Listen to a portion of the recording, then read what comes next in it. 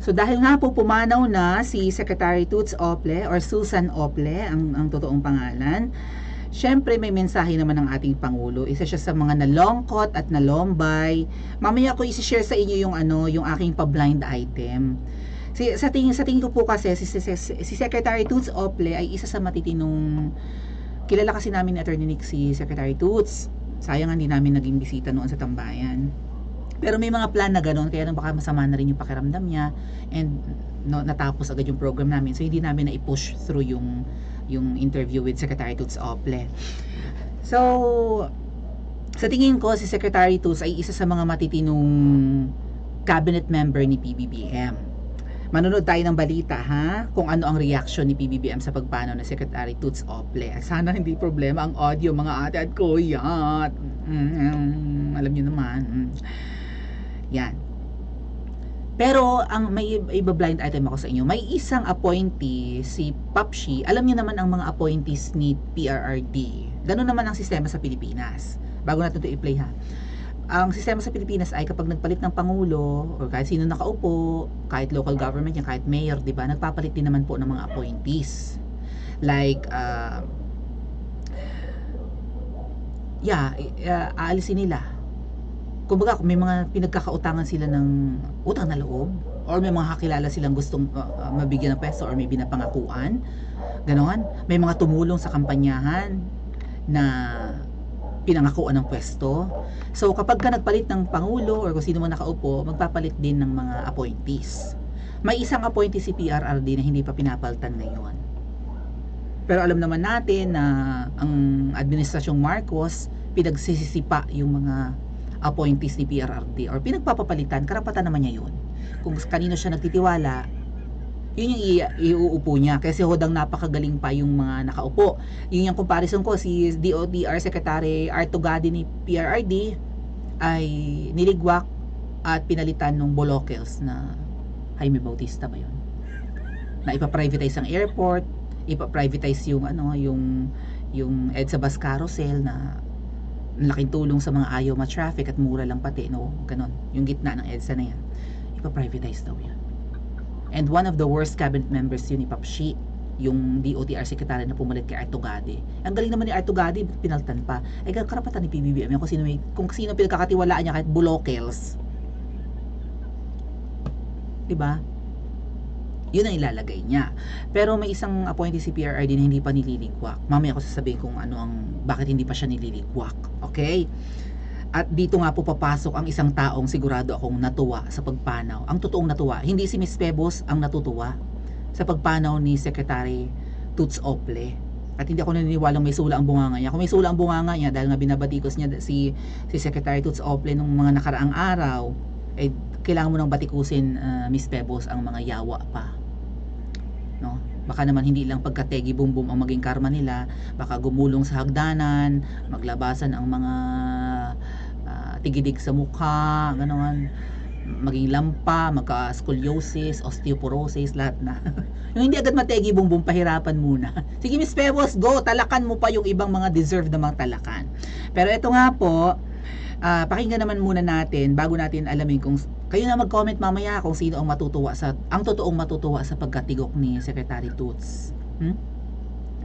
Pero ngayon, syempre si Papshi ay isa sa mga nalulungkot at nalulumbay sa pagpanaw nga po ni Secretary Toots. Panoorin natin ang balita at sana walang problema sa audio. Pumanaw na po ang kalihim ng Department of Migrant Workers na si Secretary Susan Toots Ople. Nagpaabot din ng kanyang pakikiramay ang Pangulo na sinabing malaking kawalan ang kalihim. At nakatutok si Bernadette Reyes. Alauna kaninang hapon nang mapayapang pumanaw si Migrant Workers Secretary Susan Toots Ople habang kasama ng kanyang pamilya at mga mahal sa buhay. Malungkot yang ibinalita ang mismong kagawaran na pinamunuan niya ng mahigit isang taon.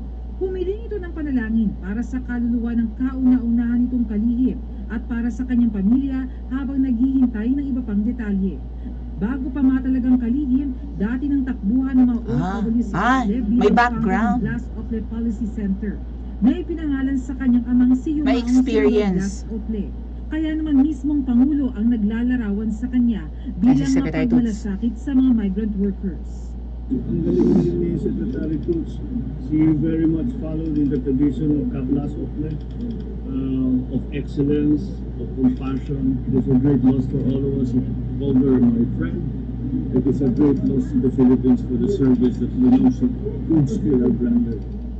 Nag-alay rin ng panalangin ng Okay. mga senador sa sesyon sa Senado kanina. Okay. Hindi ko alam kung malisyosa lang talaga ako, pero parang hindi naman nalulungkot si Papshi sa nangyari kay Secretary Toots. Pero, pwede rin nalulungkot siya. Kaya lang syempre, another media coverage ito, di ba? Another exposure. Well, hindi naman niya kailangan siguro ng exposure. Siya naman ang pinakasikat na politiko, tama ba? Pero I don't know, I didn't sense any empathy. Baka malisyosa lang ako, mga ate at kuya. Hindi ko ramdam na na siya ay nalulungkot. Parang happy pa nga siya dahil syempre, star na naman siya ang tatanungin. Gabinete yun yung pumanaw eh. Baka malisyosa lang ako, mga ate at kuya. Okay. Pero sabi nga ni Papshi, kaibigan niya si Secretary Toots. Ngayon, ang tanong, mga ate at kuya, maraming kaibigan si Papshi na nagkandaligwak. Kaibigan niya si Attorney Vic Rodriguez, tama? Ligwak sa banga. Ginawa ng paraan para masiraan at masipa. Kahit matagal niyang kasama yun. Attorney Glenn Chong, kasama ni Papshi sa pakikipaglaban sa dayaan noong 2016, na kung saan tinalo siya ni Lugaw, ligwak rin sa banga si Attorney Glenn Chong, matagal ng kaibigan. Attorney Trixie Cruz Angeles, magaling na press secretary nung kasisimula lang ni Papshi.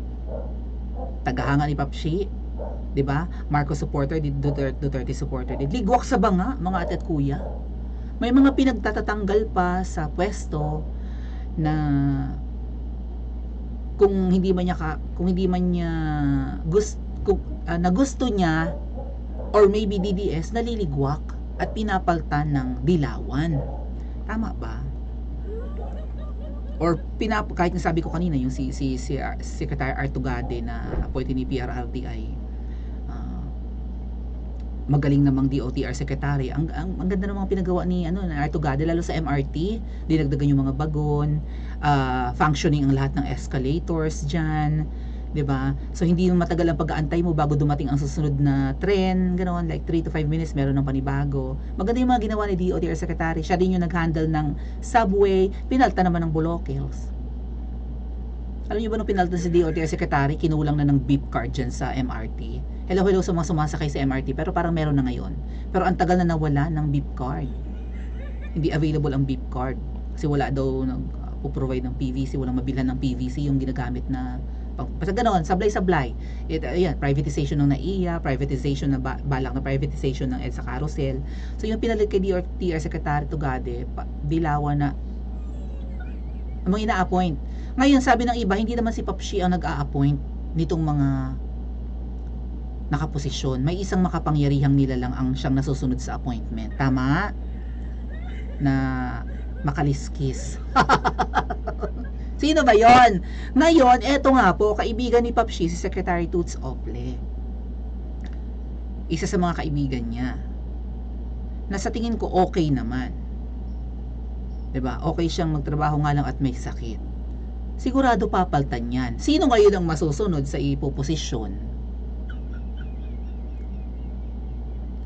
Sino ang masusunod sa ilalagay na secretary? Sa appointment ng secretary? Si Papshi kaya ang masusunod?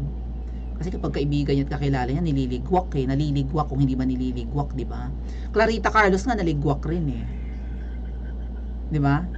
Oh, Clarita Carlos naghahanga ni Papshi nung panahon ng ng kampanyahan, lalo sa SMNI debate.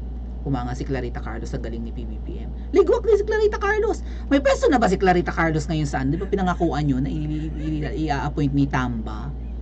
Oh, ngayon ang daming mga kaibigan ni Papshi na nagkakandaligwak or nililigwak, 'di ba? Sinisipa, pinapalitan, hindi tumatagal sa pwesto. Ito, natanggal sa pwesto or nawala sa pwesto by natural means si Secretary Toots, kaya nalulungkot si Papshi. Yung ipapalit ka kaya kay Secretary Toots Ople, siya kaya ang pipili o yung makapangyarihang nilalang na naman? So sa tingin ko, matutuwa ang isang makapangyarihang nilalang sa nangyaring ito kay Secretary Toots. Ang kailangan kasi yung he or she can deliver. Oh, di ba? Ganun yun. Yun ang requirement daw narinig ko sa chika. Dapat he or she can deliver. Ano kaya ang i-deliver bago ma-appoint? Ngayon, balikan natin yung aking blind item. May isang appointee si PRRD. Lahat ng karamihan sa mga appointees ni PRRD or dating administration, pinaglililigwak pinagsisisipa. Aside from sa mga pinagkakatiwalaan ni Papshi na nasipa, may mga natatanggal din sa pwesto na karapatan naman kasi ni PBBM yan at ng kanyang administrasyon na napalitan yung mga dating appointees. Pero my point is, ang daming naka-appoint sa gobyerno, ang daming nagtatrabaho sa gobyerno. Lahat yan papaltan mo? Kung okay naman ang performance, ba't papaltan? Ay, marami rin namang hindi niligwak si PRRD. Kahit na shady ang character, sino ba to? Si DepEd Secretary dati na pinaltan ni VP Sara. Yung DepEd Secretary na si Liling Briones, appointee yun ni Ngoy-Ngoy. Pero hindi pinapaltan ni PRRD. Kasi, okay, satisfied si PRRD sa trabaho, ba't papaltan pa? And maybe, wala rin siyang mailagay, no? Konti lang naman siguro yung circles of friends at pinagkakatiwalaan ni PRRD. Or hindi ganun karami ang pinagkakakilala ni PRRD na pwedeng ilagay sa pwesto. Sino pa? I think si Duque, si DOH Secretary Duque, dilawan yun, di ba? Still, hindi inalis ni PRRD, pinagtanggol pa nga nung panahon ng pandemic. Jokno! Si Jokno, yung Finance Secretary, dilawan yun. Tagal-tagal na nung nasa posisyon, di ba? Or governor ng Bangko Sentral. Hindi rin pinapaltan ni PRRD. Kahit dilawan. Basta ang importante kay PRRD, magtrabaho ng maayos. Ngayon, ang importante dapat, you can deliver. Ano kaya ang i-deliver? Can you deliver the job? Or can you deliver the bags of kineme? May isang nakakapagtaka na appointee ni PRRD na hindi pa nililigwak ngayon. Tinanong ko ang aking kakilalang abogado, sabi ko, attorney, bakit hindi nililigwak si Ehem? Di ba PRRD yan? Hardcore DDS yan, ba't hindi nililigwak? Sabi sa akin ni Torney, magaling yan lumaro, Maui. He can deliver. And take note, ang dineliver ay limpak-limpak. Sabi ko, what? Parang wala naman sa personalidad niya, tsaka Duterte yan DDS yan.